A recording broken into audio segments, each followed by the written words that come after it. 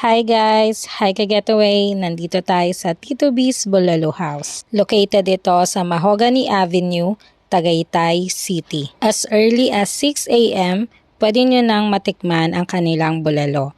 Up to 8 p.m. and good thing, open sila araw-araw. Bukod sa bulalo, nagsiserve din sila ng iba't ibang klase ng potahe para itong karinderya style. Pero level up ang kanilang interior. Naka-team kahoy sila dito. Small groups man yan or big groups, kayang-kaya nilang i-accommodate dito. Sa mga may dalang sasakyan o kaya naman nag-commute, very accessible yung kanilang place. Huwag kayong mabibigla kung lalapit sa table nyo at kakantahan nila kayo. Pwede kayong magbigay ng kahit na any amount para sa kanila. Ito na, tikman na natin yung mga in-order natin. Dahil malapit ang Tagaytay sa Taal Lake, nagsiserve sila dito ng tawilis. Isa itong klase ng sardines na endemic sa Taal Lake. Perfect ipares yan sa suka at syempre hindi mawawala ang bulalo. Sa ganitong serving nila ng bulalo, kayang pagsaluhan ng 4 na katao. Tamang-tama yung mainit na sabaw para sa malamig na panahon dito sa Tagaytay. Malambot yung karne at marami pang gulay na sahog.